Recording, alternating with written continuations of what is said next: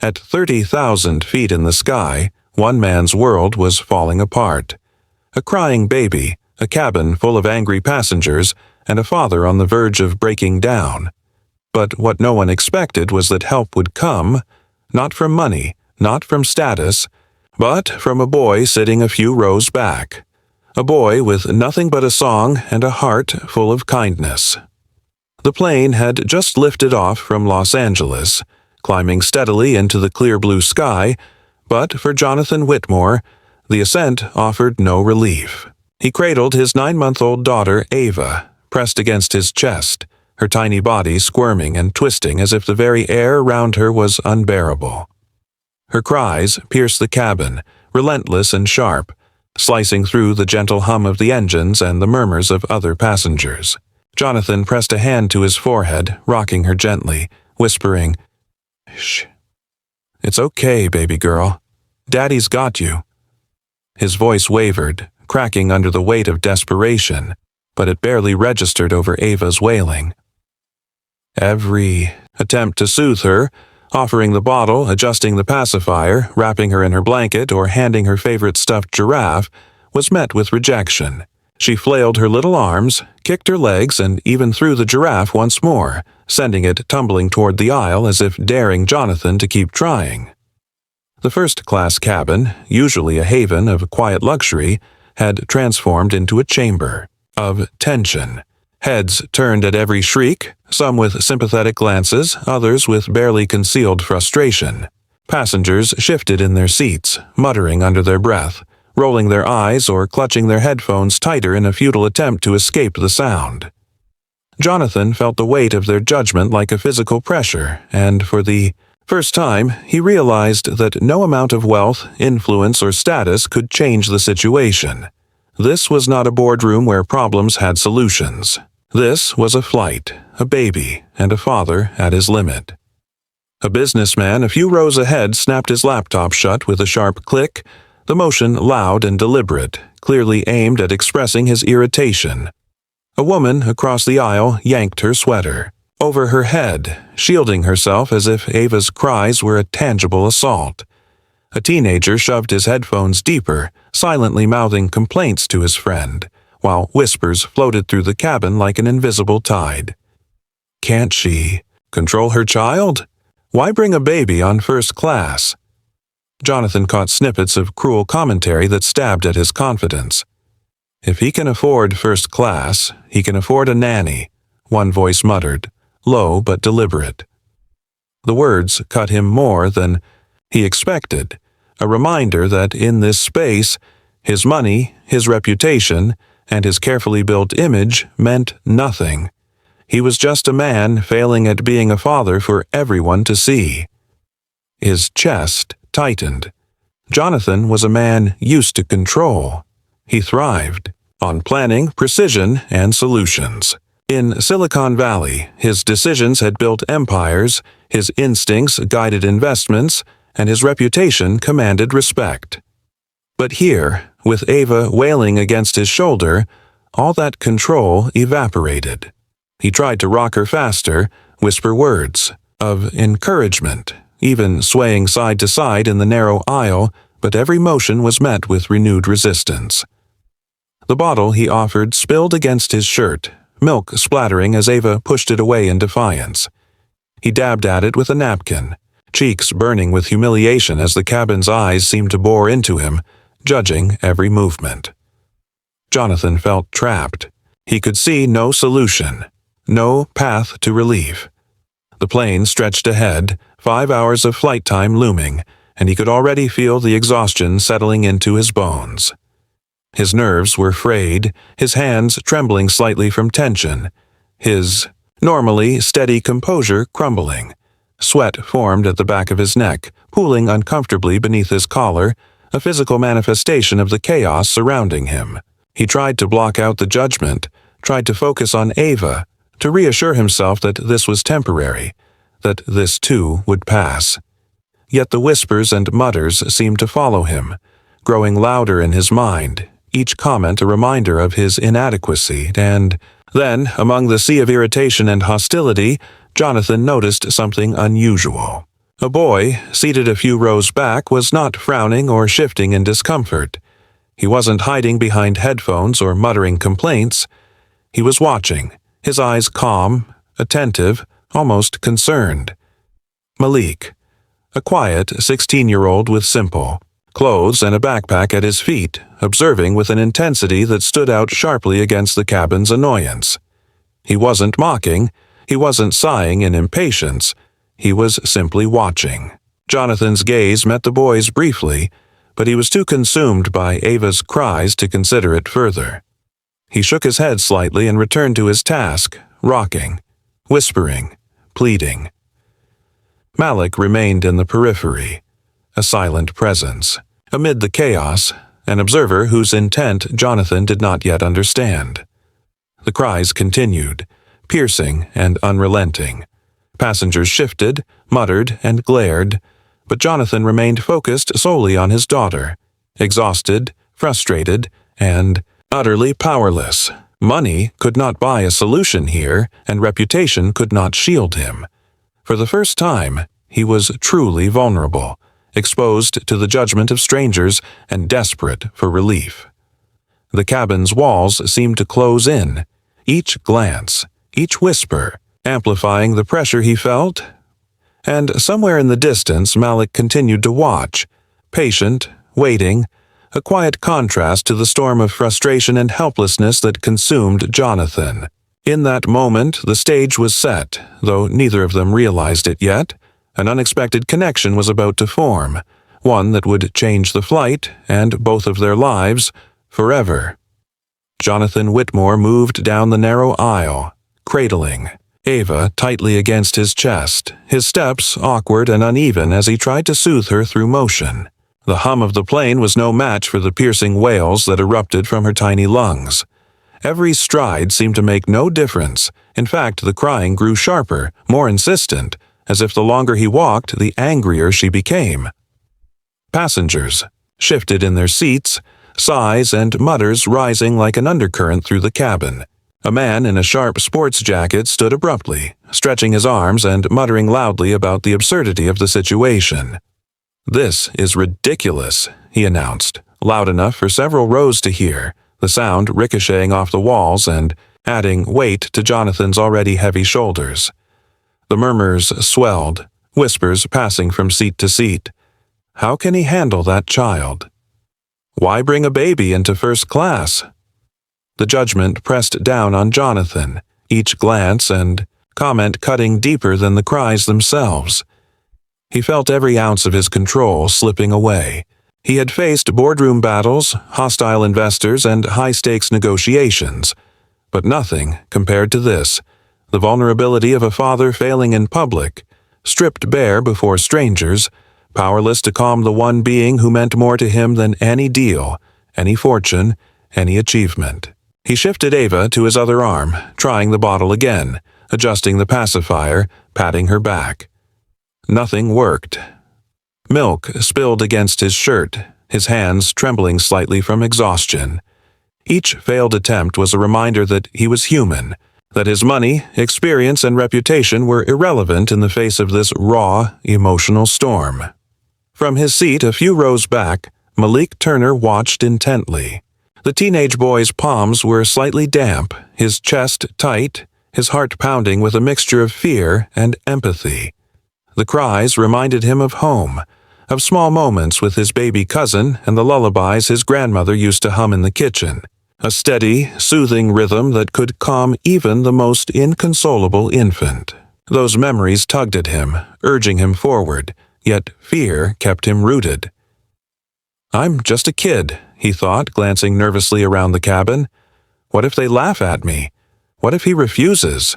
What if I make things worse?" Malik shifted, in his seat, hands gripping the armrests, feeling the eyes of other passengers on him, the weight of their judgment already palpable.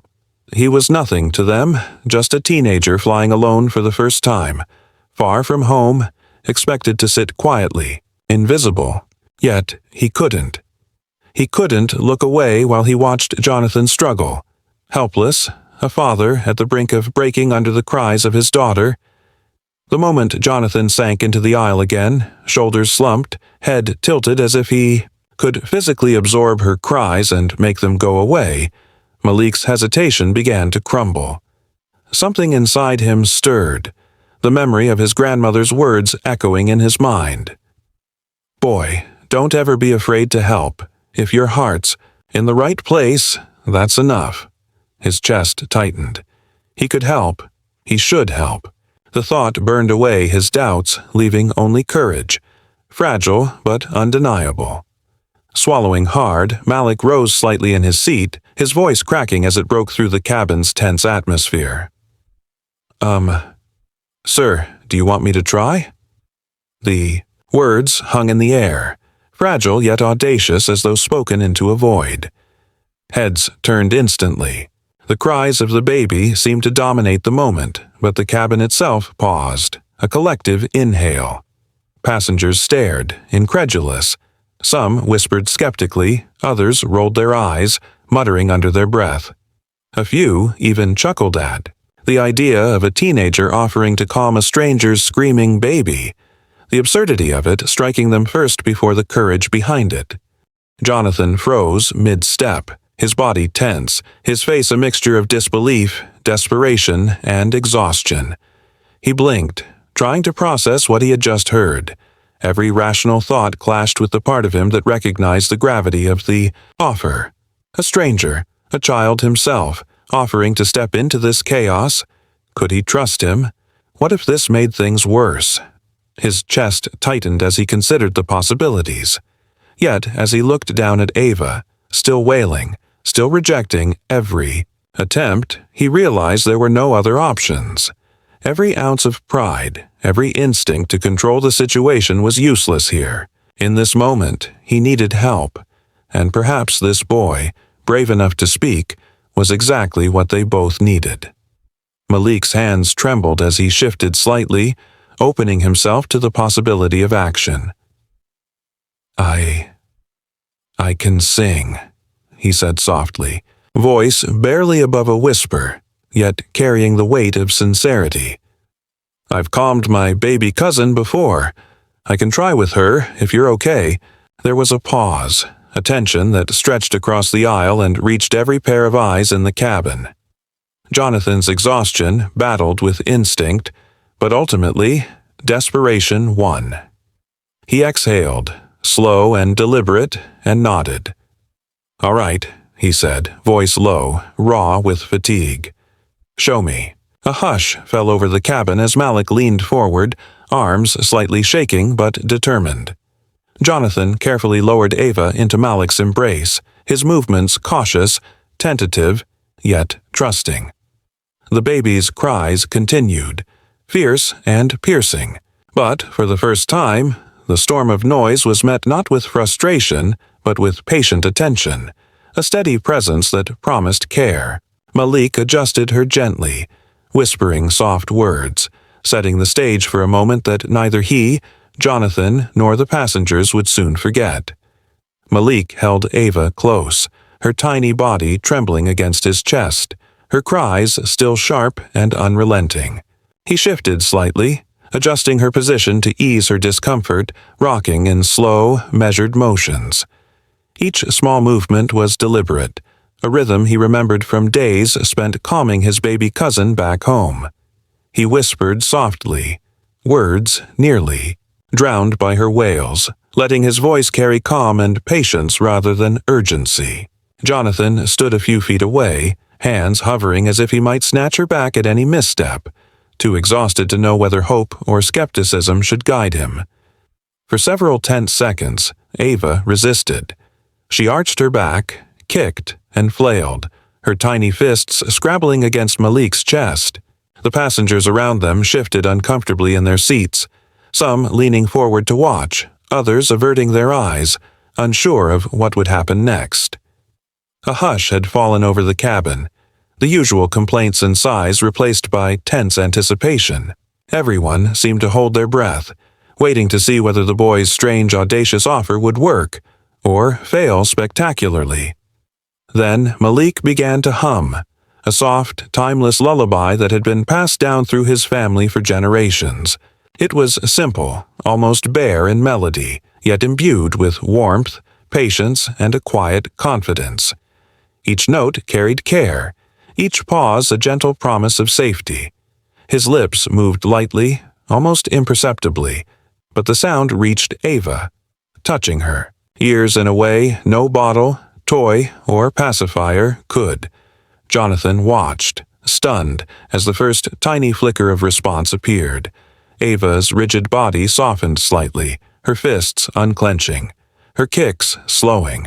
The hum continued, steady and calm, weaving through the cabin like a thread of reassurance. Ava's wails grew weaker, the piercing sound diminishing to hiccups and whimpers.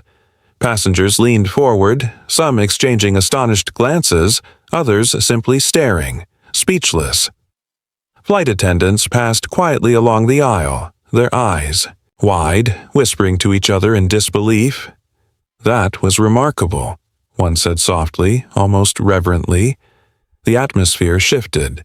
The tension that had dominated the cabin for nearly an hour began to dissolve, replaced by a collective fascination and awe.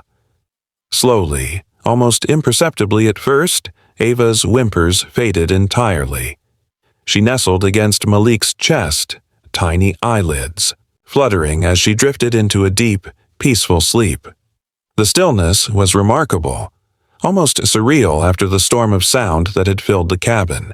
Jonathan's chest tightened, tears pricking the corners of his eyes as he stared, unable to believe what he was witnessing.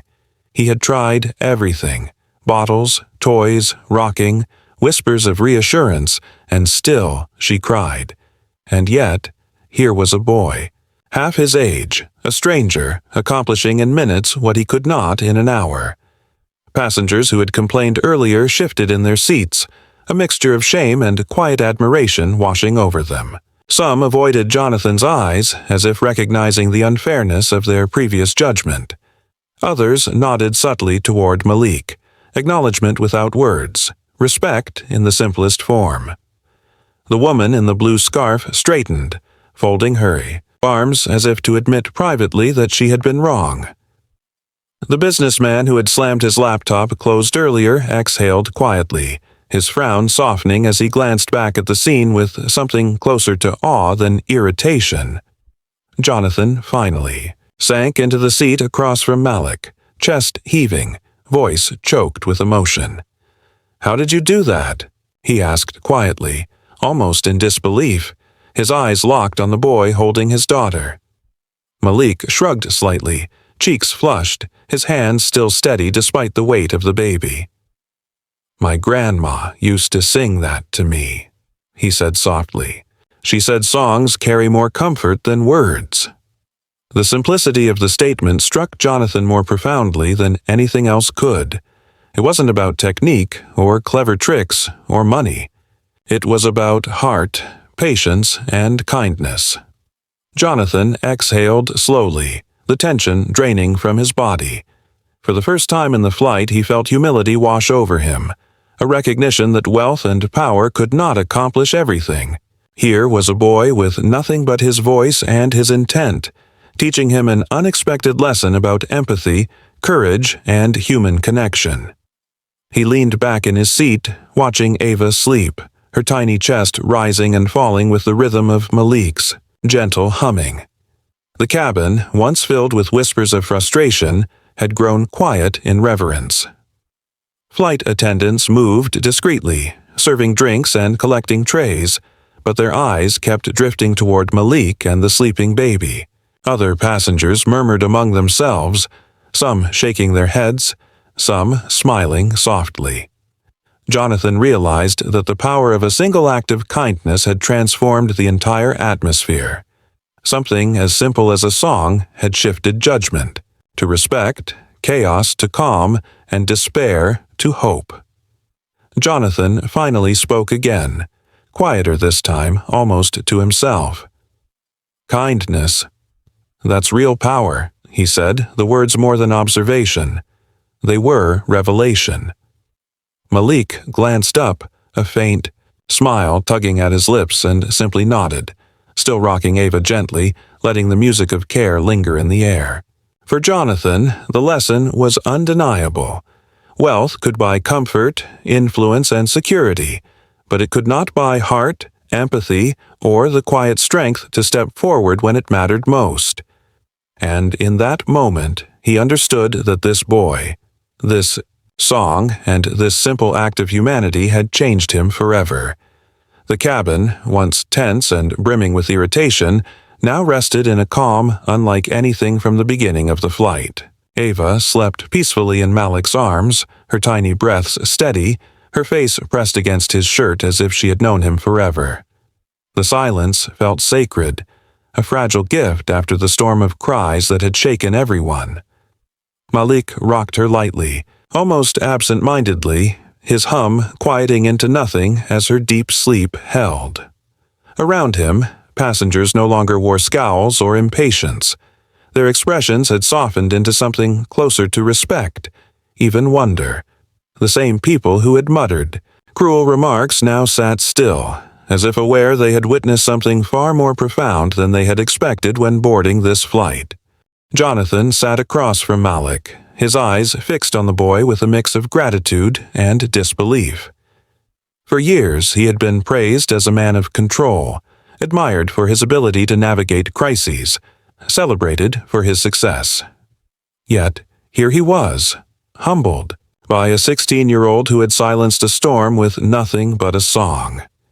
He leaned forward, elbows on his knees, voice soft, almost reverent. "I've been in boardrooms with billionaires," he admitted, "and none of them handled pressure like you just did." The words weren't flattery, they carried the weight of recognition, of truth. Malik glanced up, his eyes widening slightly before a small, modest smile tugged at his lips. He shook his head. "I just couldn't sit there and watch. Sometimes you have to step up, even if it feels scary. My grandma always said, if your heart tells you to help, you don't wait for permission." Jonathan sat back, the boy's words resonating deeper than he expected. He thought of his own life, of the countless times he had delegated responsibility, written checks instead of showing up, provided resources instead of presence.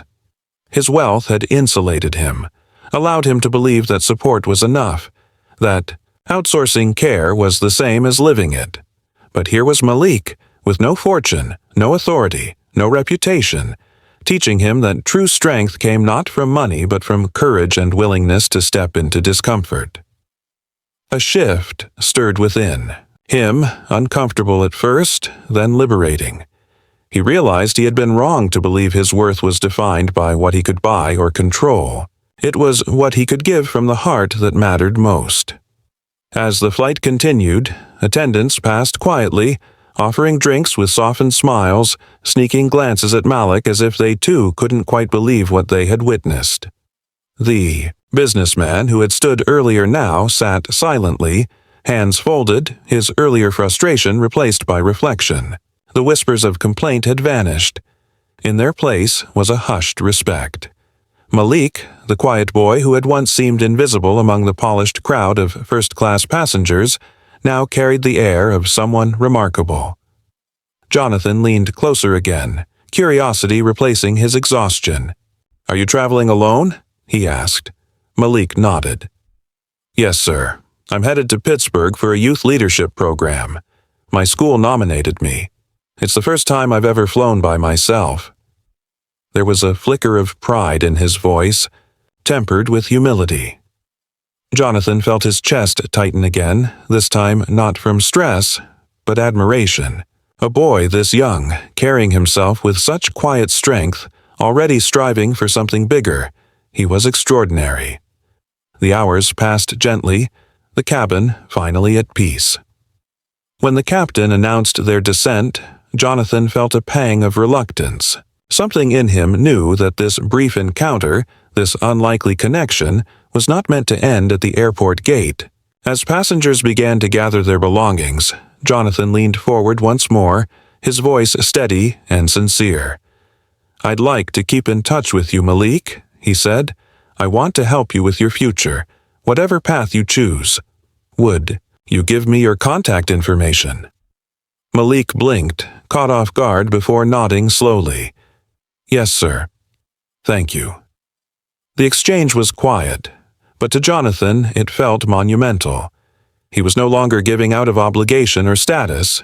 He was offering out of genuine respect and belief. As the plane touched down, the mood among the passengers carried a quiet reverence. They looked at Malik not as just a kid, not as someone out of place in the luxury of first class, but as the boy who had silenced a storm with nothing but a song. Their earlier judgment had melted away, replaced with admiration they would remember long after leaving the plane. The final moments were simple but profound. Jonathan gathered Ava, who stirred only slightly, still wrapped in the piece Malik had given her. Malik stood, backpack slung over his shoulder, eyes bright with the nervous excitement of the journey ahead. Their paths would diverge soon, but both carried something new. A father humbled, a boy affirmed, a cabin of strangers reminded of what true humanity looks like. And as the plane rolled to its stop and the doors opened, the story had already become a quiet legend among those who witnessed it. Two strangers from different worlds met on a plane that day. One wealthy, one poor. One desperate, one brave. But both forever changed. Because sometimes the smallest act of kindness can quiet the loudest storm.